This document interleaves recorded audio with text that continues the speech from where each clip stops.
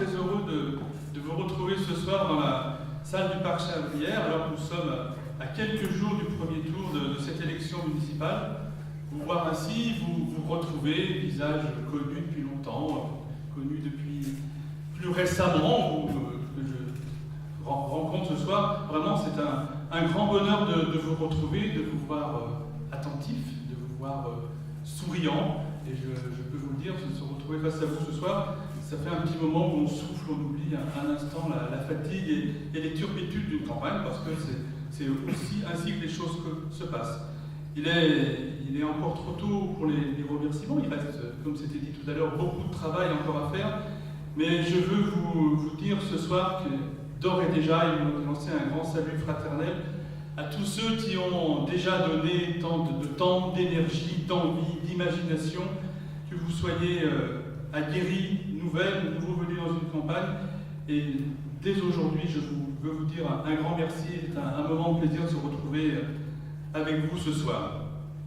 Voici près d'un an, un groupe d'Oulinoises et d'Oulinois venant de partis politiques d'une part, du monde associatif d'autre part, ou tout simplement citoyennes et citoyens désireux de s'impliquer dans la vie de la cité, se sont engagés collectivement, il y a déjà un an, dans une réflexion pour notre ville en vue de ces élections municipales.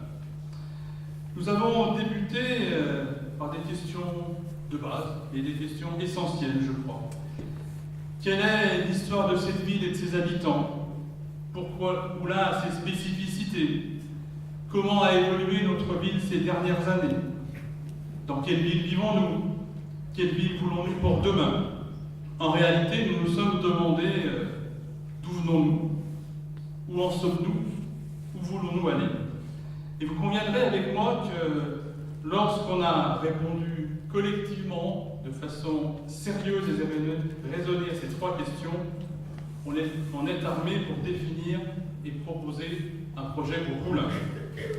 Ce groupe de réflexion de plus d'une cinquantaine de personnes travaillant en ateliers thématiques, en séances plénières, ont permis, je le crois vraiment, d'avoir un solide projet pour Oulin et une équipe pour le porter, une équipe qui ressemble à notre ville, une équipe qui ressemble réellement à Oulin, j'y reviendrai plus tard. Alors dans cette réflexion, pour tout vous dire, nous ne sommes pas remontés jusqu'aux origines romaines d'Oulin au IVe siècle après Jésus-Christ, où l'on atteste, paraît-il, de la présidence d'Olanus, installée sur la voie romaine dénommée la Narbonnaise entre Lugdunum et le sud de la France, devenue Olanus au fil du temps, au fil des siècles, Oulin, notre Oulin d'aujourd'hui. Et tout de même, nous nous sommes souvenus qu'en un siècle, le 19e siècle, Oulin, commune rurale de 1800 habitants, est devenue une ville de 9000 habitants. Spectaculaire mutation liée pleinement à l'explosion de l'industrie moderne et tout particulièrement à la naissance du chemin de fer et à l'apport des Saint-Simoniens qui, ici même, dans ce parc Chabrière, inventaient les nouvelles technologies de l'époque et fondaient ce que nous appelons aujourd'hui l'économie sociale et solidaire. C'est à cette époque et c'est à Oulin que ceci s'est passé. Voilà pourquoi Oulin n'est pas une ville comme les autres. Voilà pourquoi Oulin est une ville qui a une histoire, qui possède une âme. Voilà pourquoi Oulin, nous voulons qu'Oulin soit une ville du XXIe siècle, une ville moderne, riche et forte de ses racines. Voilà pourquoi nous voulons que les générations futures soient fières de la ville que nous allons bâtir maintenant, pour qu'elle offre un présent heureux à vivre, tout en reposant sur les fondations solides et un futur prospère que j'évoquais à l'instant, un futur prospère pour tous. Aussi sûr que le présent d'hier est notre passé, notre présent d'aujourd'hui prépare le futur de demain. Nous en sommes donc comptables et responsables pour les prochaines générations. Bien sûr, Oulin, aujourd'hui, n'est plus la ville industrielle et ouvrière que j'évoquais, la ville d'hier. Que nous le regrettions ou que nous nous en réjouissions, la réalité est celle-là et nous devons la prendre en compte pour gérer et faire évoluer notre cité. Partir du réel pour aller vers l'idéal, comme le disait si bien Jean Jaurès. Indéniablement, depuis les années 80, Oulin est en profonde mutation. Indiscutablement, la mutation d'Oulin n'est pas terminée. Nous devons la mener à bien dans le respect des valeurs humaines et progressistes qui fondent notre engagement commun dans cette équipée, pour nous tous et un grand nombre de personnes présentes aujourd'hui. Ce défi est colossal. C'est une responsabilité énorme que de poursuivre et de réussir cette mutation. Mais c'est également une chance sans égale. Il nous appartient, c'est à nous de saisir cette chance ensemble pour Oullins. Oullins est une ville au cœur de l'agglomération lyonnaise qui a un rôle prépondérant de couture entre sa partie d'agglomération à l'est, plate et industrielle, les industries chimiques de la vallée du Rhône, le développement plus récent des industries des sciences du vivant à Gerland, ou encore Confluence, et la partie ouest de notre agglomération, porte ouverte sur le périurbain, que nous atteignons tout près d'ici dès que nous dépassons notre ville amie de Chaponneau. Oullins est donc une ville couture, tant par définition que par positionnement géographique ou positionnement dans l'espace, et c'est une ville de liens géographiques et humains, de couture humaine, si on peut s'exprimer ainsi, mais je crois que ça imagine bien le fond de notre propos. Oullins est aussi, bien évidemment, une ville connectée à sa grande voisine de Lyon, par le métro, depuis le 11 décembre 2013. En 3 mois, 20 000 voyages par jour dans notre station métro Gare d'Oullins. Quel succès, quelle fierté. Et avant d'aborder un sujet important pour notre projet d'Oullins, celui des déplacements, je veux mettre, si vous me le permettez en un instant, les points sur les i et rendre à César ce qui est à César, et plus précisément, ne pas laisser à François Nuel ce qui ne lui appartient pas, ce que nous devons à d'autres. Le métro, et je vous le dis très nettement, le métro à Oullins, c'est le Citral qui l'a porté. Le métro à Oullins a été réalisé par le Citral. Il a été payé par le Citral. Et cela depuis 2001. C'est à cette date que les choses ont commencé. Avant cette date, le métro à Oullins n'était qu'un long fleuve, un très long fleuve de discours et de promesses que personne ne pensait vraiment réaliser un jour. 2001, ça doit vous rappeler quelque chose à un certain nombre d'entre vous. Gérard Collomb devient maire de Lyon et président du Grand Lyon, communauté urbaine. Dans la foulée, Bernard Rivalta devient président du Citral. Et moi, à leur côté, je siège au sein du Citral dans cette nouvelle majorité de gauche. C'est simple, c'est clair, ce sont les faits. Le métro à Oullins, c'est nous et personne d'autre. Le représentant d'Oullins au Citral depuis 2001, c'est moi. Et mon engagement y est total, je crois reconnu. Et il en est de même pour que le travail déjà engagé pour le prolongement de ce métro aux hôpitaux Lyon Sud, à bon entendeur, salue que chacun n'oublie pas cette histoire qui a commencé effectivement en 2001. Et ce succès, on le doit à partir de cette date à l'équipe que je viens de citer.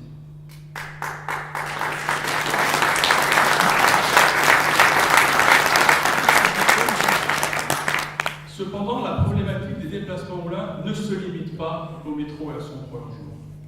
Se déplacer à Oullins, c'est prendre l'engagement, comme nous le faisons, de desservir tous les quartiers de la ville, et notamment les quartiers excentrés ou escarpés, par une navette TCL, et une navette régulière qui permettra à chacun de venir au centre-ville ou de se connecter au réseau TCL dans la commune. C'est redonner à notre ville la place que doivent avoir, ça a été évoqué tout à l'heure, les modes doux. Cheminement piéton, pédébus, pistes cyclables, location de vélos à assistance électrique, sensibilisation des enfants dans les écoles à l'utilisation des modes doux.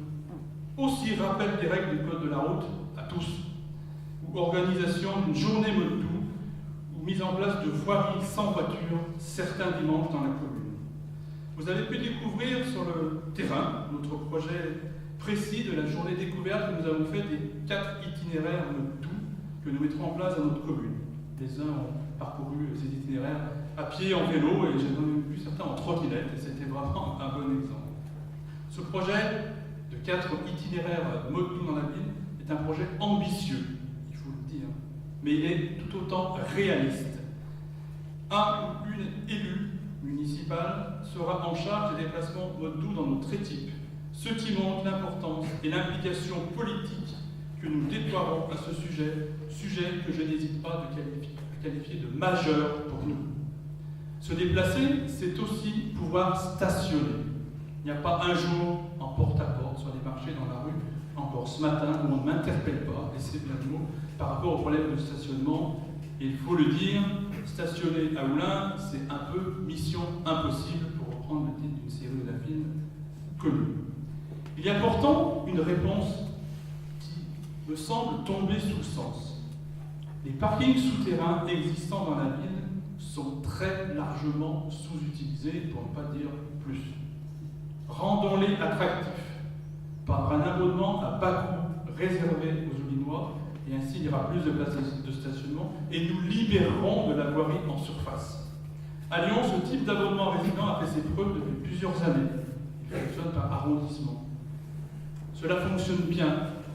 Nous avons des possibilités dans les parkings souterrains, à nous de réaliser et d'adapter cette solution à la réalité oulinoise. Nous aurons répondu, j'en suis certain, une grande partie de la problématique. Il faut avoir l'idée et la volonté de le faire. Se déplacer, ça sera aussi pour nous une plateforme de covoiturage qui sera implantée à Oullins, tout comme la mise en place de Vélob, bien évidemment, dans le cadre du développement de Vélob qui va arriver prochainement avec le renouvellement du contrat.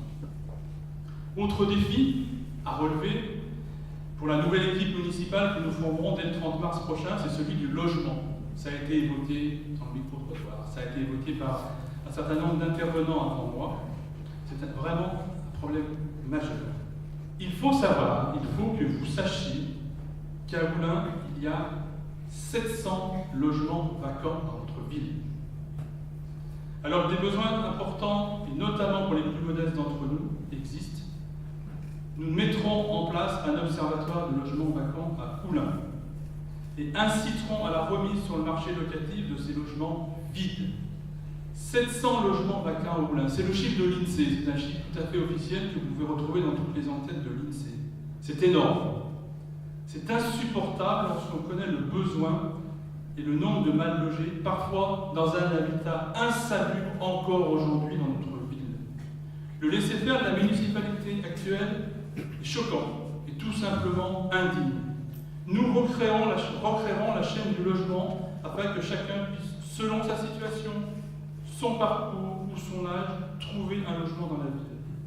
Se loger autrement est possible aussi. Logement coopératif, logement intergénérationnel, lutte contre la précarité et le gaspillage énergétique afin de faire baisser les charges locatives. La lutte contre le gaspillage énergétique, c'est bien évidemment un geste environnemental, mais ça a aussi des conséquences très précises et très concrètes pour les locataires, alors que le logement est une part importante des revenus et notamment l'énergie.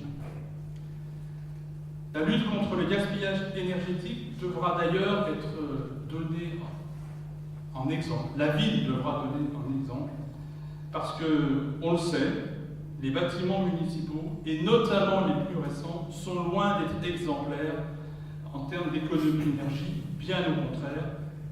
Et on peut également là aussi faire le lien par rapport aux finances et au coût de l'énergie.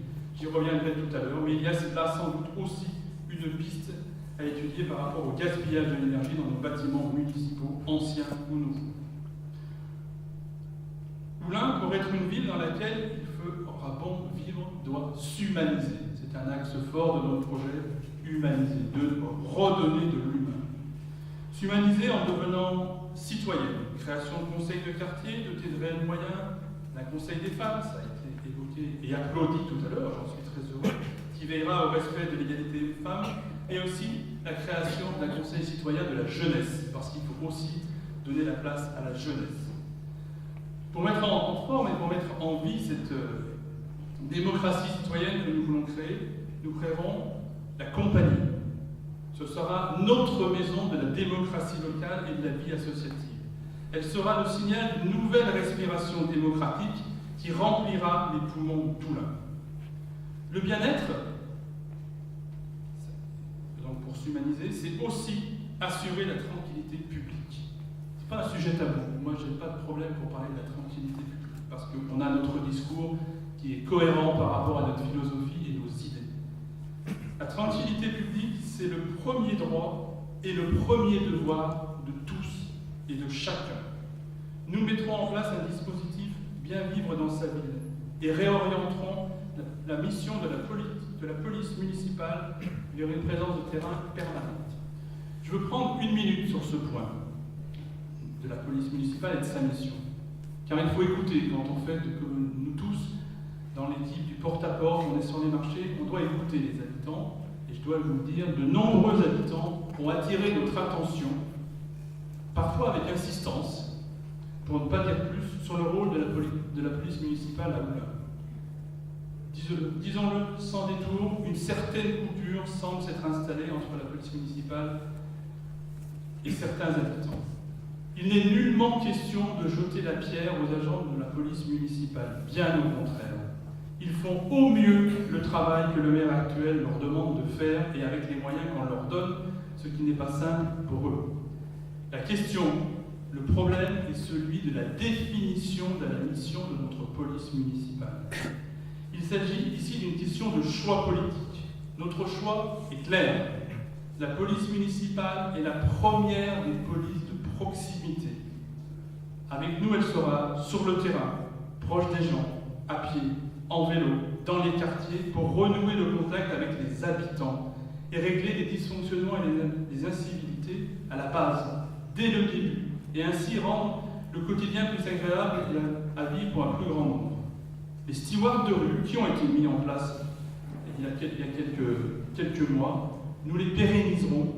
Ils joueront également un rôle déterminant dans cette mission du vivre ensemble au quotidien et nous veillerons à ce que ces stewards de rue travaillent en étroite coordination avec la police municipale. La question est bien celle-là, le rôle et la fonction de la police municipale. Je tenais à en dire un mot parce que c'est le quotidien, c'est un sujet important dans l'humanisation et la vie de notre cité. S'humaniser, c'est également tisser des liens entre les générations, permettre à tous de se déplacer, notamment lorsque la mobilité des personnes est réduite, et aussi repenser les horaires d'ouverture du soir et du week-end de la piscine, j'avais chanté de la piscine, ou de la médiathèque. Oulin sera également, si nous devons gérer cette ville dans quelques semaines, sera également une ville où l'on se bouge. En pérennisant les grands événements culturels menacés par la municipalité sortante, comme le festival À nous de voir, le Klaxon, diversifier la programmation du théâtre de la Renaissance, redonner place au cinéma, accueillir un festival jeune public à l'échelle métropolitaine, créer un chèque municipal culture et sport, repenser le fonctionnement de nos installations sportives, redonner une nouvelle impulsion à nos jumelages, créer un marché du soir et initier la nuit commerciale, animer les berges de l'Iseron et ouvrir le musée du rail et de la vie cheminante dans l'ancienne gare d'Oulin, et on retrouve le lien avec ce que j'évoquais tout à l'heure par rapport à la place du chemin de fer dans notre cité. Il y a quelques semaines, vous l'avez peut-être lu dans un magazine de l'agglomération lyonnaise, à titre connu, ce magazine titrait « La culture maltraitée à Oulin ». C'est blessant pour notre ville, et particulièrement pour les nombreux et excellents acteurs culturels qui agissent ici dans notre commune. Nous avons pour devoir de redonner de la couleur à la culture à Oulin. Nous nous y emploierons, car nous croyons vraiment à la nécessité culturelle dans une commune comme la nôtre, et elle mérite bien qu'on lui redonne de l'attention et de la couleur. On doit pouvoir bien grandir à Oulin et grandir partout. Joël Séchault l'a exposé, entre autres sujets, juste avant moi, par rapport à l'éducation et la scolarité. Nous redonnerons à La Saulée une école complète, de la maternelle au CM2. Nous équiperons l'école Marie Curie d'un vrai restaurant scolaire, ce qui n'est pas le cas aujourd'hui. Chaque quartier sera doté d'une structure de garde petite enfance. Ça fait partie de notre politique de proximité et ça me semble tout à fait essentiel. Aujourd'hui, 40% des demandes de garde des jeunes enfants restent sans réponse à Oulin. Donc nous ferons le choix d'installer des structures de garde de petite enfance dans tous les quartiers. Une concertation et un suivi permanent des rythmes scolaires sera mis en place. Nous créerons des classes musique à horaires aménagés et nous intégrerons la dimension européenne et la solidarité avec l'Afrique dans les projets éducatifs. Oulin a également le droit d'être une ville et le devoir d'être une ville qui entreprend. Tout d'abord et avant tout parce que nous voulons être acteurs à notre niveau de la lutte contre le chômage et pour l'emploi. Nous créerons un guichet emploi-formation, car très souvent, on le sait, les deux sont liés, emploi-formation et formation ne va pas sans emploi. Nous créerons une pépinière d'entreprises de l'économie sociale et solidaire, je l'évoquais tout à l'heure. Il faut savoir que ce secteur de l'économie sociale et solidaire, dans les prochaines années, est l'un des secteurs qui sera le plus créateur d'emplois dans notre économie, et notamment d'emplois non délocalisables. Nous impliquerons la ville de Doulin dans un dispositif des emplois d'avenir. Aucun, il faut le savoir, aucun emploi d'avenir n'a été créé par la municipalité qui achève son mandat. Car les jeunes sans qualification sont parmi les plus touchés par le chômage, et nous ne resterons pas inertes devant ce fléau et nous utiliserons ce dispositif. Samy Absal, notre Benjamin, a évoqué tout à l'heure les problématiques de la jeunesse, et je pense que c'est la problématique de l'emploi et l'une des problématiques spécifiques et particulièrement graves au niveau de la jeunesse. Enfin, nous devrons donner des perspectives à Oullins à travers le futur quartier autour du pôle multimodal, à la Solé, parce que le pôle multimodal était à Oullins, mais il est à la Solé. Il n'y a pas très longtemps, la Solé et Oullins, ça reste une seule ville, mais un quartier bien spécifique. 9 hectares sont disponibles autour du pôle multimodal. La seule réserve foncière de la commune. Nous avons le devoir d'y tracer un avenir durable et responsable.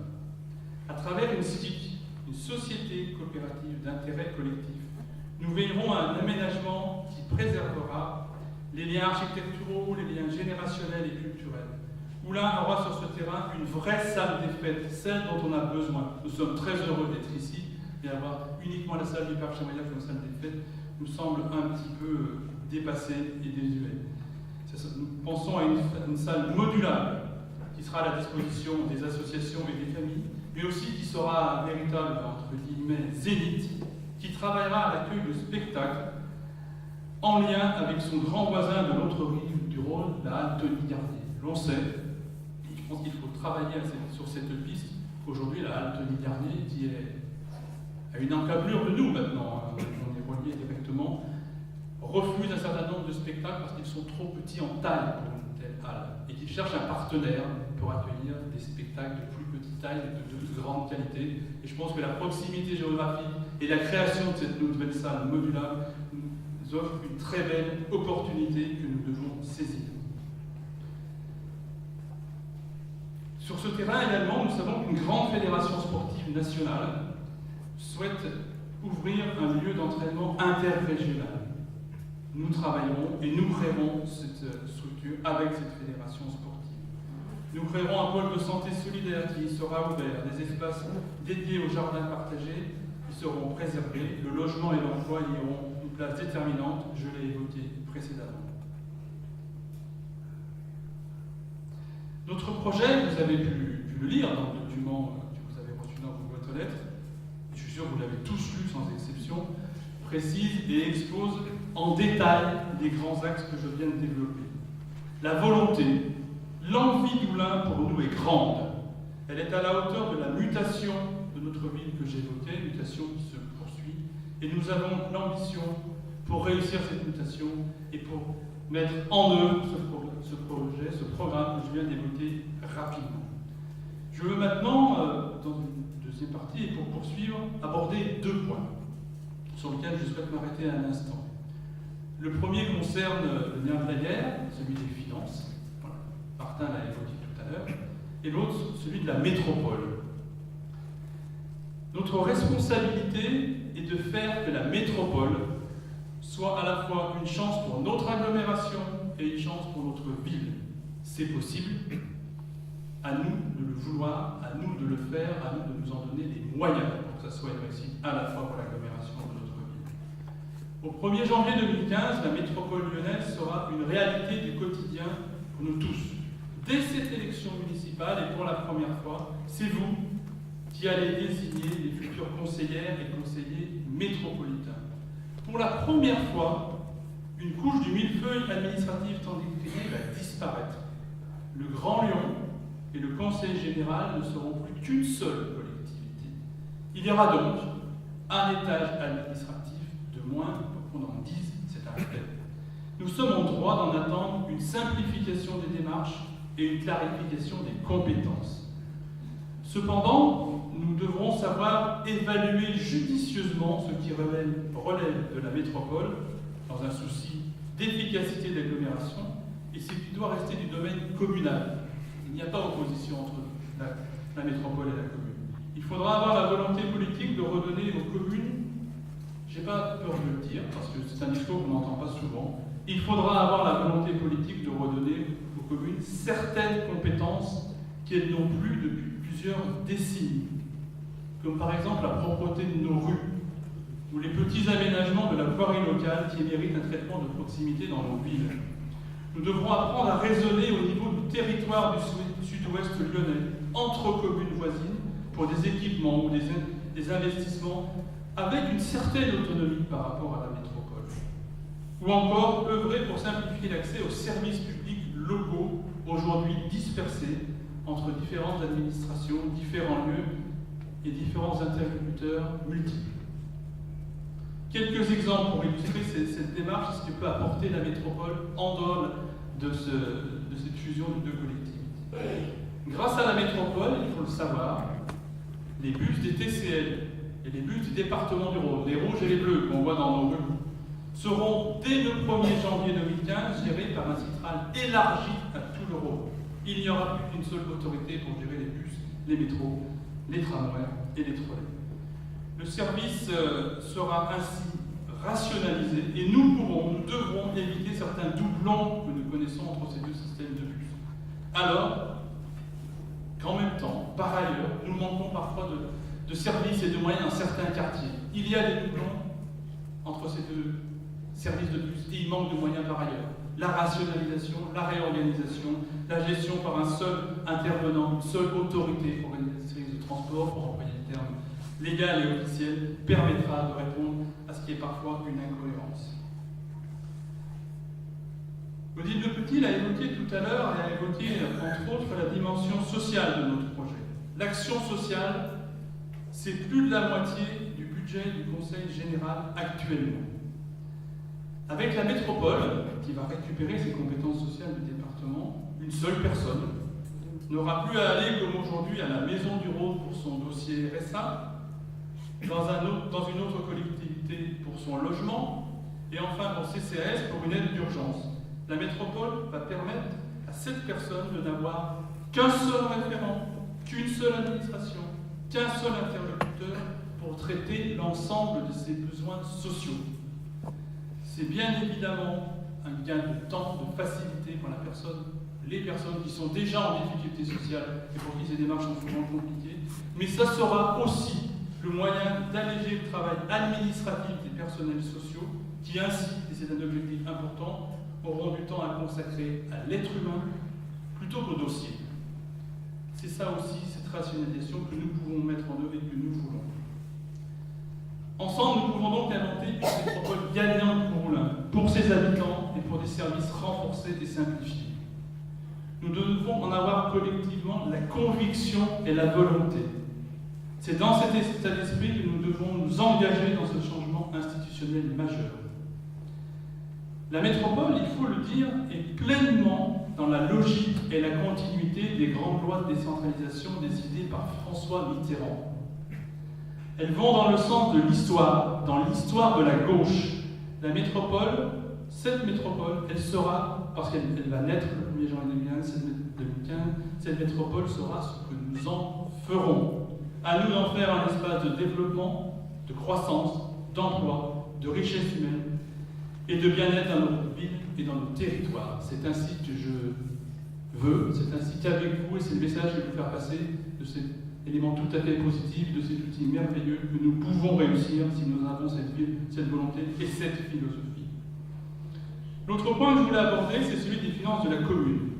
Martin Liger, notre spécialiste des finances des collectivités territoriales, a fort bien exposé la situation, les causes, les raisons, les enjeux, ainsi que les solutions à mettre en œuvre pour assainir la situation déplorable de notre commune en matière financière. Alors je ne vais pas revenir sur les chiffres, ça a été fait parfaitement tout à l'heure, mais je veux souligner la gravité du sujet pour une simple raison, et j'en suis convaincu, l'avenir d'Oulin se joue là, sur les finances. Soit on règle ce problème rapidement, soit on va vers de grandes difficultés. Durant le mandat qui s'achève, nous avons vu, nous élus d'opposition notamment, mais pas seulement, nous avons vu la dégradation de la situation financière de notre commune s'opérer. Nous n'avons pas cessé pendant 6 ans de souligner, d'alerter sur la dangerosité de la situation et de faire des propositions. Pendant 6 ans, j'insiste. Plusieurs médias ont également souligné la situation financière défavorable d'Oulin, on s'en souvient. Et encore plus important, la Chambre régionale des comptes, dans son dernier rapport, a alerté avec force sur la problématique des emprunts toxiques, notamment. Le maire sortant est resté sur sa logique financière et son bilan est catastrophique.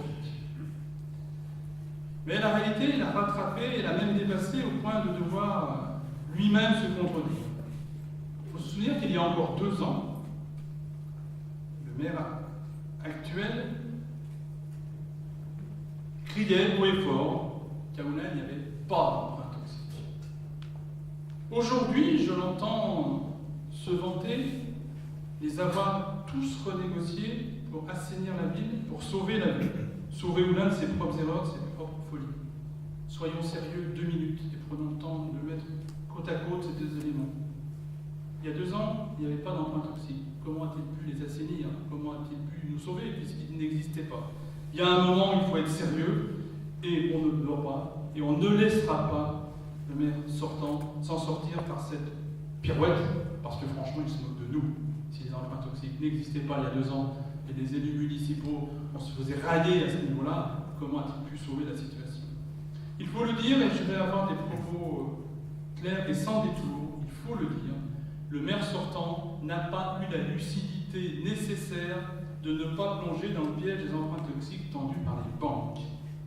Certains ont fondu en un instant au chant des sirènes de Dexia et consorts. D'autres maires plus responsables ont refusé ou utilisé avec parcimonie ces outils dangereux que sont les emprunts toxiques. Le maire sortant d'Oulin s'est jeté dans le piège, sans prudence et sans retenue. Pour cela, il doit être sanctionné par les électeurs. Car il faut le dire, c'est avec l'argent des Oulinois qu'il a joué et qu'il a perdu. Quand on est maire, on ne joue pas à la roulette ou au casino avec l'argent des contribuables. Il faut le dire aussi, toujours sur ce même sujet, le maire sortant n'a pas eu la franchise de reconnaître ses fautes et ses lourdes erreurs. Peut-être était-il trop fier pour cela. Il a donc, dans un premier temps, caché la réalité de ces emprunts toxiques en ne les notifiant pas dans les annexes du budget comme il se doit. C'est sur interpellation de la Chambre régionale des comptes que les informations obligatoires sur la nature de la dette, donc sur les emprunts toxiques, a été réintégrée dans les documents budgétaires. Seconde faute qui doit être sanctionnée dès ce dimanche. Et il faut le dire également, le maire sortant a été incapable d'agir contre les banques afin de défendre notre commune. Entre l'intérêt d'Oulin et celui des banquiers, il a sans cesse fait le choix des banques.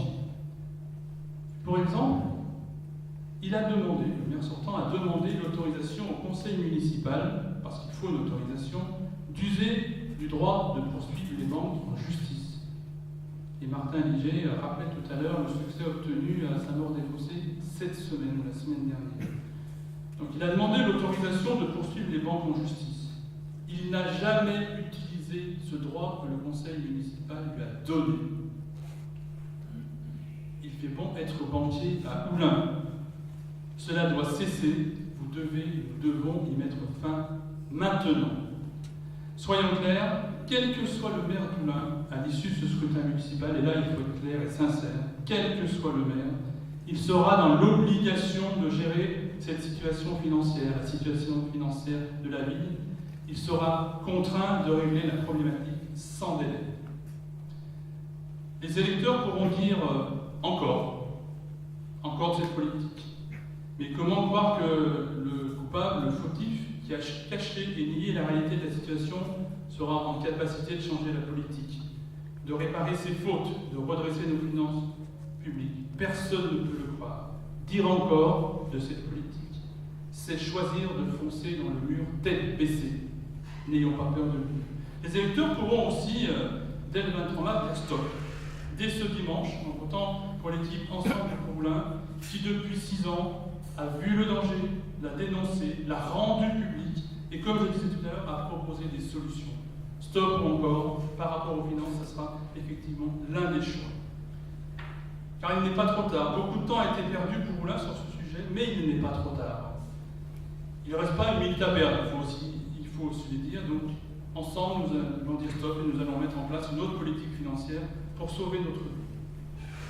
Et je peux vous le dire, ma première action de maire dans ce domaine sera de convoquer les banquiers dans mon bureau pour leur signifier qu'il y a un nouveau maire à Moulins et que les nuages arrivent au-dessus de leur tête, que la foudre pourrait bien tomber et suivre.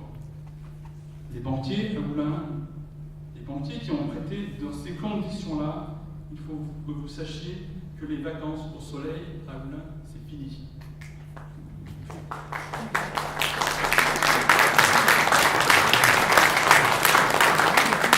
Seule une fermeté sans pareil pour nous sortir du gouffre financier.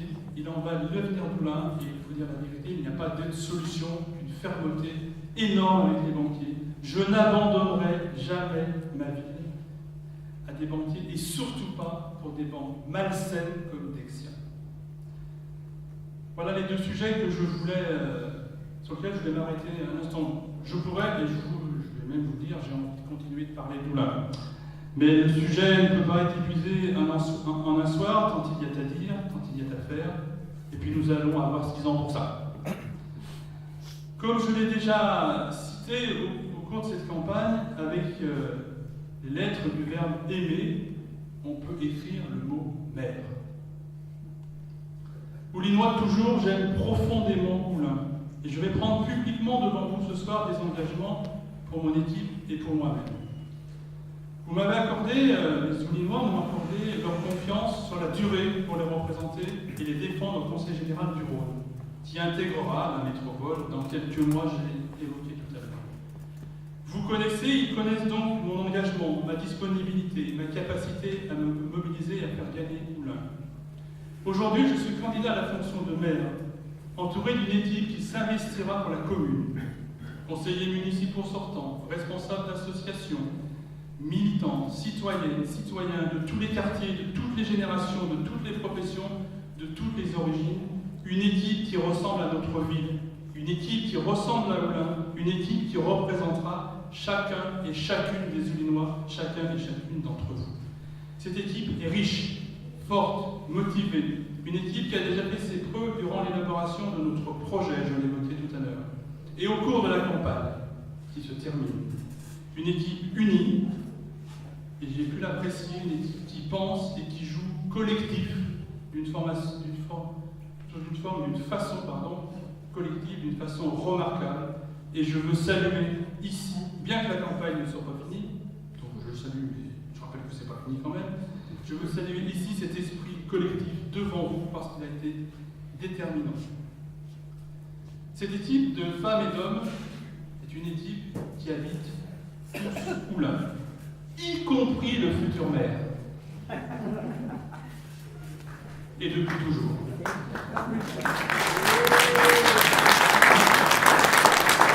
Et nous pensons que c'est bien le moins que des élus doivent à leurs concitoyens.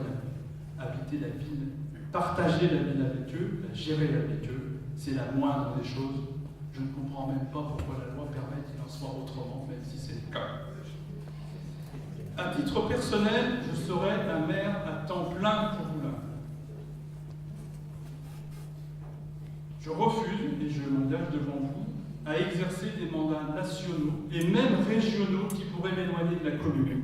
C'est un choix personnel, c'est un engagement public que je prends devant vous tous. Contrairement à d'autres, je n'ai pas annoncé ma candidature à Lyon pour me rabattre à Moulins comme sur un lot de consolation. Moulins mérite un peu mieux que cela à mes yeux. Contrairement à d'autres, je n'ai pas fait de la priorité dans cette élection d'être le prochain président de la métropole. Je suis candidat pour gérer et pour m'occuper de Moulins, et pas pour y bâtir un plan de carrière politique quelconque. Et surtout pas à Paris, pour y rêver de toujours plus haut, de toujours plus grand, mais en réalité de toujours plus loin d'Oulin. Notre ville et ses habitants méritent un maire qui consacre tout son temps à la ville et à ses habitants. Pour qu'à Oulin, notre projet, notre vision de la ville soit notre réalité demain, pour qu'à Oulin nous retrouvions le sens de la proximité, de la présence et de la disponibilité de ces élus au service des habitants, il n'y a que deux choses à faire. C'est pas beaucoup, deux choses. La première, c'est venir voter. L'objectif idéal serait le zéro abstention, mais soyons réalistes, l'abstention la plus réduite possible doit être au rendez-vous dès dimanche prochain. C'est le pire des risques, l'abstention. Et nous devons réveiller, vous devez avec nous réveiller des consciences. Personne ne peut laisser décider un autre à votre place. Il faut convaincre les gens qu'ils doivent s'exprimer, qu'ils doivent faire un choix le 23 et le 30 mars, un choix dans les urnes. La seconde chose à faire, c'est dès le premier tour, dès le 23 mars, dès dimanche, dans 5 jours, voter pour l'équipe Ensemble pour Oulin. Il faut exprimer un choix clair au premier tour, dès le premier tour, avec notre équipe Ensemble pour Oulin. Ensuite, nous sommes tous d'accord, nous nous retrouverons unis à gauche. Nous l'avons toujours souhaité dès le départ de cette campagne électorale. Se retrouver unis à gauche pour affronter la droite et l'extrême droite, parce que nos adversaires politiques sont là et nulle part ailleurs, affronter la droite et l'extrême droite et redonner ensemble du mouvement à notre ville. Pour conclure, je vais juste faire un rappel. Vous le savez, et vous devez le dire et le redire, à Oulin, les élections se jouent très régulièrement, dans un sens ou dans l'autre, à quelques voix près. On l'a tous en mémoire, et cela depuis de nombreuses années. Oui, je le dis bien, à quelques voix près. Parfois sur les doigts des deux mains. Alors, toutes les voix, cette fois encore, vont compter. Chaque voix pèsera et feront la différence. Chacune des voix fera la différence. C'est donc à chacun d'entre vous ici, présent ce soir dans cette salle, vous pouvez chacun d'entre vous changer la donne. En venant voter, bien sûr. Mais je crois pouvoir penser que, présent ici, vous avez déjà fait votre choix, en tout cas celui d'aller voter. Mais le message où, allez, il n'y a pas des mots, la mission que je voudrais vous confier, vous qui êtes déjà convaincus, c'est de faire en sorte que chacun d'entre vous, vous alliez convaincre une personne ici, une chacun. Je ne suis pas très exigeant. Une personne de venir voter, de ne pas s'abstenir et de venir voter pour notre liste Ensemble pour Oulin. Chacun d'entre vous, quand les élections se jouent parfois à 10 voix, ça peut faire la différence. Vous avez sans doute autour de vous un voisin, une amie, un fils, une fille, que sais-je, un cousin, tu ne sais pas trop qui est. Si vous arrivez, chacun d'entre vous, à en convaincre, ça peut changer les choses. De venir voter. Et dimanche prochain, dimanche 23 et 30 mars, si vous arrivez à remplir cette mission, le soleil pourrait briller différemment et pourrait briller sans nous quitter pour les 6 années prochaines. Bonne fin de soirée, merci de votre écoute et réussissez cette mission et on va réussir ensemble. Merci à tous.